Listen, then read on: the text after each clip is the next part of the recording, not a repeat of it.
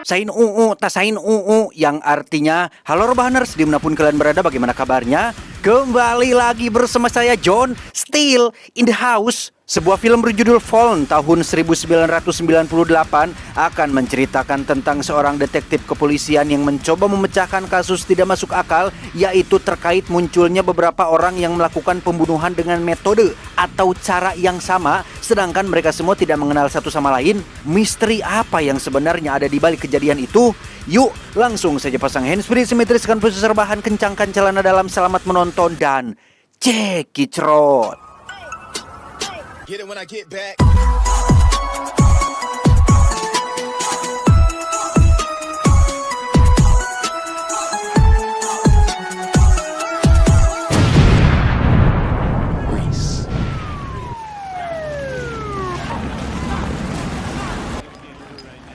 Berlatar di penjara, cerita diawali dengan memperlihatkan seorang pembunuh berantai bernama Edgar Reese yang sebentar lagi akan dieksekusi mati, di mana ia mengajukan satu permintaan terakhir, yaitu ingin bertemu dengan detektif polisi yang sudah menangkapnya untuk mengucapkan adios dan selamat tinggal.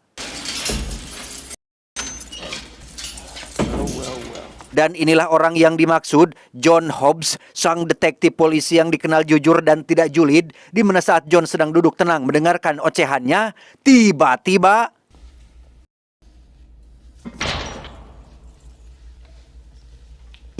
Edgar terlihat menjulurkan tangan John bermaksud salaman untuk yang terakhir kalinya, di mana Edgar tiba-tiba saja bersikap aneh seperti menggerutu dengan bahasa asing yang tidak dikenal dan Open the gate.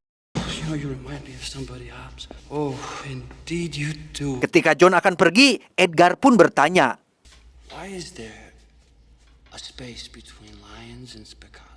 entah siapa itu Lyons dan Spakowski. John taunya cuma Tatang dan Asep. Karena dianggap hanya omong kosong belaka, John pun langsung pergi meninggalkannya. Waktunya eksekusi, para polisi dan anggota keluarga korban terlihat hadir menyaksikan detik-detik kematian Edgar sang pembunuh berantai, di mana Edgar sendiri tidak menunjukkan kekhawatiran sedikit pun, seolah tidak takut akan kematian dan I'll come running back, baby!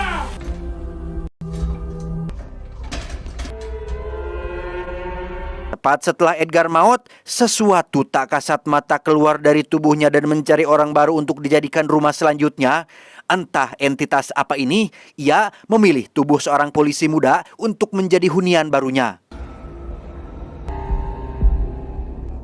Criminals don't accept consequences. Selesai acara hukuman mati, John pun berkumpul dengan dua kawan polisi terdekatnya, yaitu Low yang berkumis dan Jonesy yang tidak berkumis. Low sendiri baru 5 bulan gabung di tim ini dan cukup penasaran dengan gosip di lingkungan kantor terkait sosok si John yang dikenal sebagai polisi jujur, tulus, setia, anti suap, anti korupsi, dan tidak pernah ikut-ikutan mendukung kebijakan tabung ijo yang memberatkan masyarakat. Low hanya penasaran, kok bisa di tengah sistem yang sudah bobrok ini John masih tetap kuat mempertahankan pendiriannya. Dengan singkat, John pun menjawab, "Aku hanya tidak ingin termasuk dalam golongan yang tidak amanah. Itu saja." My bad. I'm switching to Bud. John sendiri tinggal bersama adiknya bernama Samsul yang kebetulan sudah punya anak laki-laki yang kita panggil saja si ponakan. Karena orang tua mereka sudah meninggal dan istri adiknya pergi bersama pria lain, John pun sengaja meminta mereka berdua tinggal di rumahnya, hitung-hitung untuk mengusir rasa kesepiannya. But don't make the boy any more peanut butter and jelly sandwiches. No more peanut butter and jelly. Okay. Beralih ke si polisi muda yang sebelumnya sudah dirasuki oleh entitas tak dikenal, ia pergi ke tempat ramai dan bersentuhan dengan orang lain, sehingga melalui sentuhan itulah si entitas tersebut dapat berpindah dari satu tubuh ke tubuh yang lain dan berakhir pada seorang pria kurus pengangguran yang hidupnya menyendiri.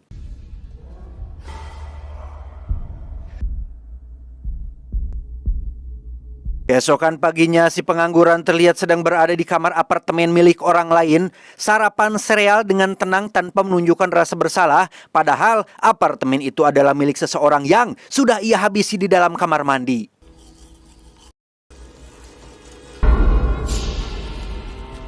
Tak lama muncullah John dan rekan-rekan yang datang sesuai laporan dari tetangga. Mereka menemukan jika pelaku menghabisi korban dengan cara ditusuk jarum dan pelaku masih sempat-sempatnya sarapan sebelum pergi meninggalkan TKP. Namun yang paling membuat John terkejut adalah pelaku menuliskan dua nama pada dinding, yaitu Lyons dan Spakowski, persis seperti yang dikatakan oleh Edgar sebelum dieksekusi. Reese in his cell before he died. He asked me why is there a space. Sekembalinya ke kantor, John terus saja mempertanyakan tentang siapa itu Leon dan Spakowski, di mana Low tiba-tiba nyaut saat dirinya teringat dengan plakat penghargaan yang ada di gudang. Nama Leon dan Spakowski ternyata adalah nama dua orang polisi di tahun 60-an, namun di antara kedua nama tersebut ada nama yang dikosongkan. Entah siapa itu, Low sendiri pun tidak tahu. You got me, bud. I don't know. No Lions. I don't remember him. But Spakowski, he was around. Disitulah John teringat dengan pertanyaan Edgar terkait kenapa ada jarak antara Lyons dan Spakowski. Mungkin jarak yang dimaksud adalah nama yang dikosongkan di antara mereka berdua, sehingga menggunakan internet terbatas yang ada pada tahun itu, John pun mencoba melakukan pencarian dan akhirnya berhasil menemukan satu nama, yaitu Robert Milano, yang mungkin akan menjadi petunjuk penting yang akan mengungkap kasus ini.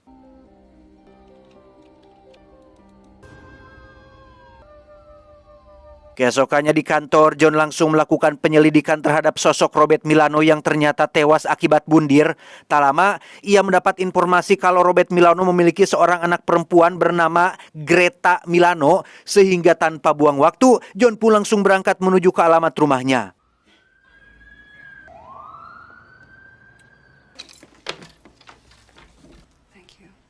Dan inilah Greta, anak dari Robert Milano. Sempat menolak diajak ngobrol, Greta akhirnya mau untuk menceritakan tentang sosok mendiang ayahnya yang sebenarnya dikenal sebagai polisi baik dan jujur. Namun entah kenapa, sejak Robert menangani kasus pembunuhan berantai dan berhasil menangkapnya, sikap Robert ayahnya tiba-tiba saja berubah, sampai kemudian ia ditemukan sudah tewas di sebuah kabin yang berada di pegunungan.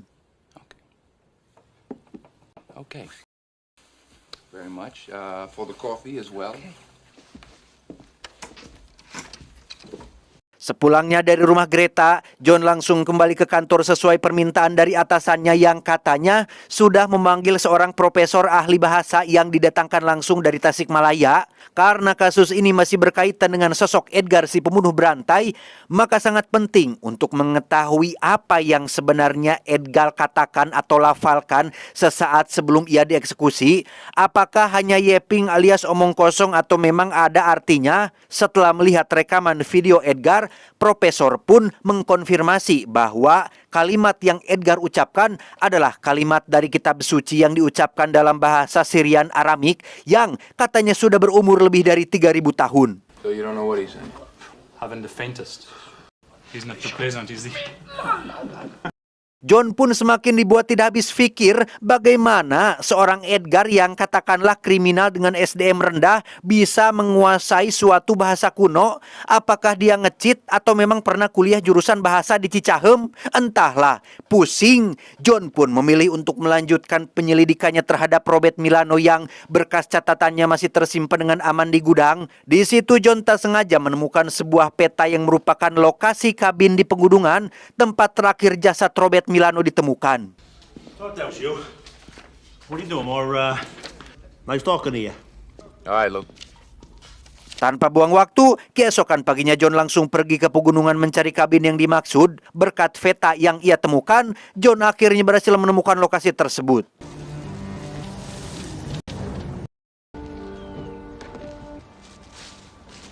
Berlokasi di tempat terpencil yang dekat dengan danau, John pun memasuki kabin tersebut dan berhasil menemukan jalan menuju ke ruang bawah tanah. Di situ John menemukan sebuah kitab dan secarik foto yang merujuk pada cermin. Setelah diperiksa, terdapat sebuah nama, yaitu entah apa atau siapa Azazel. John pun bergegas menemui Greta untuk mencari tahu arti dari kata Azazel, di mana Greta menjawab bahwa ini semua berkaitan dengan agama dan seputar dunia goib yang mungkin John tidak akan bisa percaya begitu saja. Greta hanya bisa memberikan satu nasihat, yaitu jika kau masih punya keluarga atau seseorang yang disayangi, berhentilah menyelidiki kasus ini. It's out of my hands, Miss Milano. I mean, it's my job. Bye, Mr. Hall. That's it. Huh? Setelah menemui Greta, John pun pergi ke kantor tepat saat Jonesy baru saja mendapatkan surat yang dikirim oleh profesor. Isi surat tersebut adalah terjemahan dari bahasa Syrian Aramik yang diucapkan oleh Edgar. Artinya kurang lebih seperti ini, jika aku tidak bisa merasukimu dengan sentuhan, masih ada cara lain untuk membuat hidupmu hancur.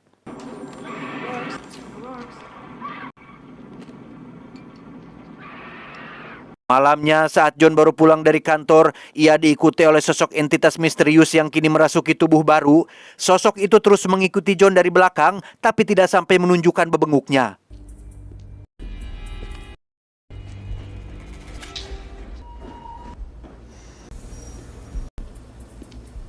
Keesokan paginya di kantor, entitas itu kini merasuki seekor kucing yang kemudian berpindah tubuh ke warga sipil. Masih dengan cara yang sama, yaitu sentuhan, entitas itu pun berpindah-pindah tubuh dengan sangat cepat, mulai dari polisi, staf administrasi, sampai berakhir di tubuh Shiloh.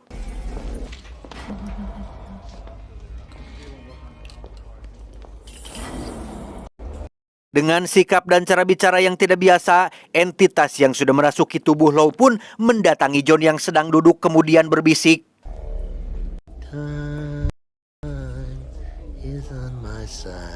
Dengan cepat, entitas itu langsung berpindah dari tubuh Low ke tubuh polisi lain yang ketika John menghampirinya, entitas itu sudah berpindah lagi ke warga sipil. You don't know what I'm talking about?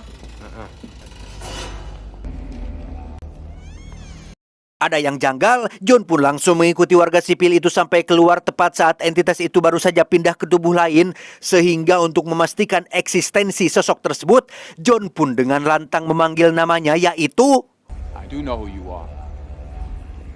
Azazel. sambil terus berpindah dari tubuh satu ke tubuh yang lain yang sedang lalu lalang. Entitas yang bernama Azazel itu pun memperingatkan John untuk berhati-hatilah, karena sosok yang ia hadapi kali ini bukanlah pelaku kejahatan yang pernah John temui sebelumnya.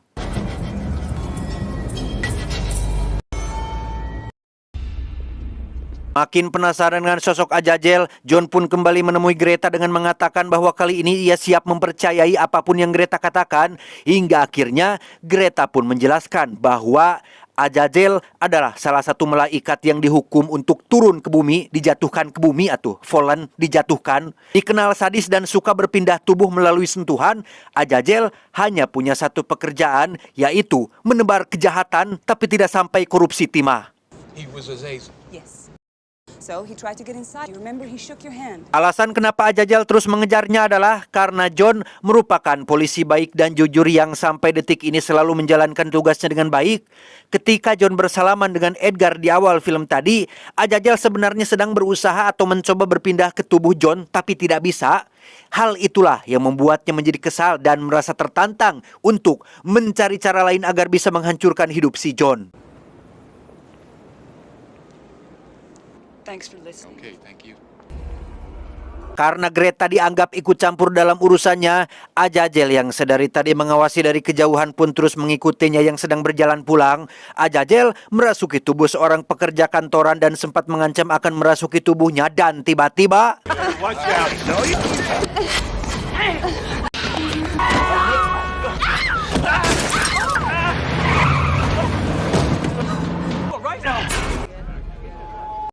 tak hanya Greta saja yang diteror, Azazel pun mulai mengganggu orang-orang terdekatnya si John. Dimulai dari Samsul, adiknya yang ketika John baru pulang, mata Samsul terlihat sudah lebam yang katanya itu diakibatkan oleh si keponakan yang tak sengaja memukul wajahnya.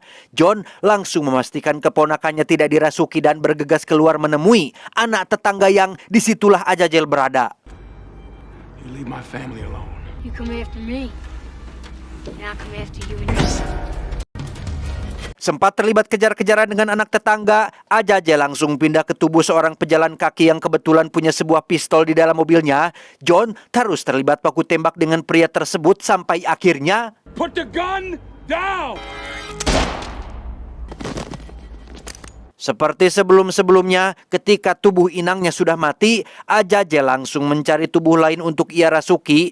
Kebetulan orang yang mati barusan adalah seorang guru sekolah matematika, sehingga membuat John merasa sangat bersalah dan perlahan mulai rapuh akibat kena mental.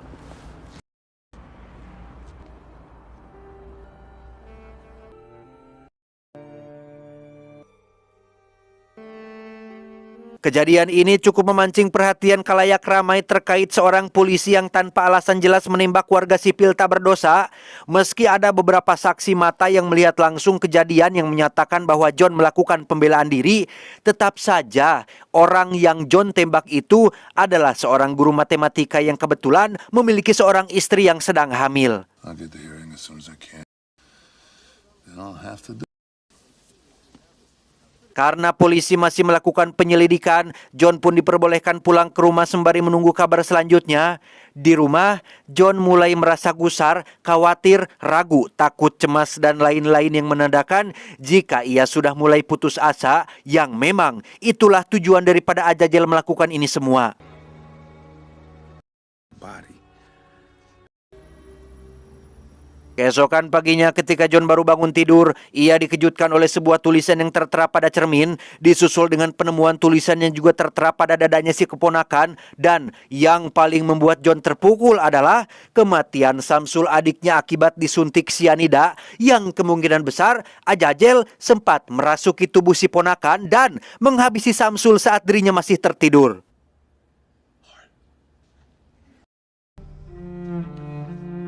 Tak lama muncullah berita tentang perkembangan kasus kemarin yang secara resmi menyatakan John sebagai tersangka. Itu terjadi akibat campur tangan Azazel yang merasuki beberapa saksi mata dan membuat keterangan palsu di televisi. Tak hanya itu saja, rekan John pun menelepon dari kantor yang memberitahu jika saat ini beberapa petugas sedang dalam perjalanan menuju ke rumahnya untuk menangkap dan membawa John ke kantor polisi. Trick on somebody. Dengan fakta bahwa semalam Azazel merasuki Samsul dan membuatnya melakukan bundir, itu akan semakin memberatkan John yang pastinya akan dituduh sebagai pelakunya. Tak ingin dipenjara sebelum benar-benar mengungkap siapa Azazel, John pun langsung kabur dengan membawa serta sang ponakan bersamanya.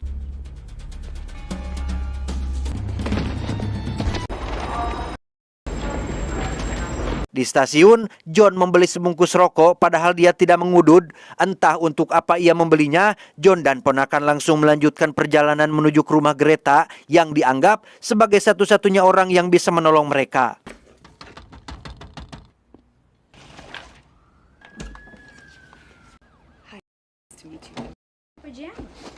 Di sana Greta kembali mengingatkan John soal Azazel yang hanya bisa hidup dengan memanfaatkan tubuh seseorang sebagai inangnya.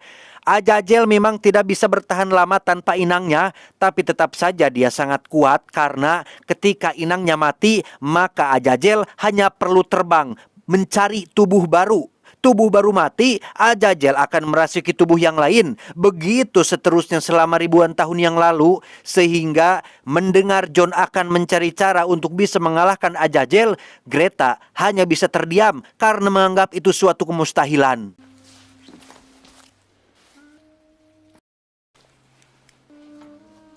Entah seperti apa rencananya, John pun menitipkan ponakannya pada Greta, kemudian mengendarai mobil sambil terteleponan dengan Jonesy. Di situ John memberitahu Jonesy bahwa dirinya sudah sangat putus asa. Ia mengaku sedang dalam perjalanan menuju kabin di pegunungan yang jika Jonesy ingin tahu alasan kenapa John terpaksa menembak si guru matematika, Jonesy ditawari untuk datang ke kabin tersebut sendirian.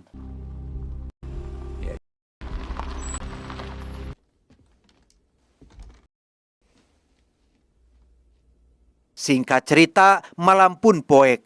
Ketika John sedang duduk sendirian di dalam kabin, datanglah seseorang yang pastinya itu adalah Jonesy karena tidak ada orang lain yang tahu keberadaannya kecuali dia. Tapi ternyata, Come on out, you son of a bitch! How much more fun can you have, huh? ya, itu adalah atasannya alias bapak kepala polisi.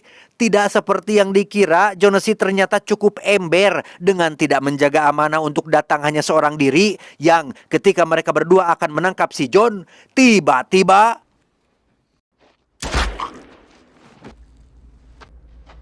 Sometimes it's a big one. ya, Jonesy ujug-ujug membunuh atasannya sendiri karena ternyata Azazel sudah merasuki tubuhnya sejak teleponan tadi siang sehingga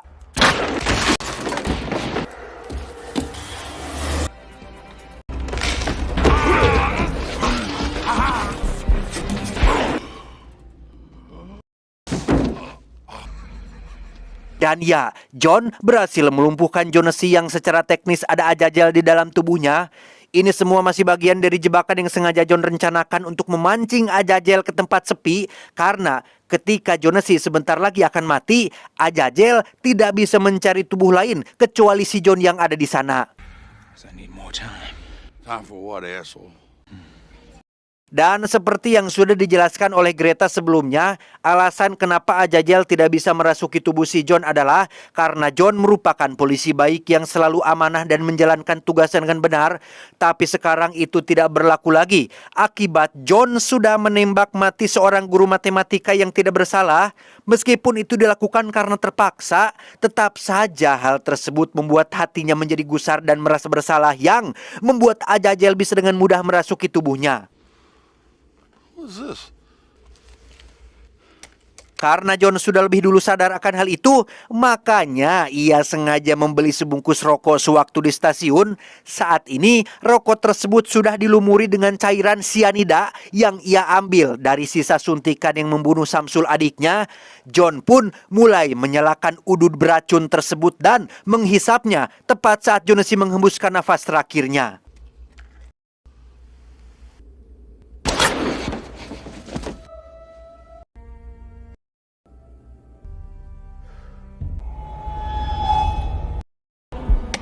Tepat saat John sudah menghabiskan ududnya, Azazel pun masuk dan berusaha lari menuju ke mobil. Namun karena tubuh John sudah mulai melemah, tak ada yang bisa Azazel lakukan kecuali mati bersama si John di tempat terpencil ini.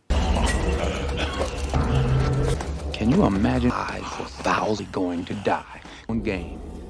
So what? Die. Dan siapa yang menduga jika di bawah kabin tersebut ternyata ada seekor kucing? Entah siapa kru film yang sudah iseng menaruh kucing di sana. Azazel pun berhasil bertahan hidup dan membuat pengorbanan si John menjadi sia-sia. Dari informasi terakhir yang didapatkan, saat ini Azazel sedang merasuki tubuh para pejabat dan orang-orang penting di pemerintahan.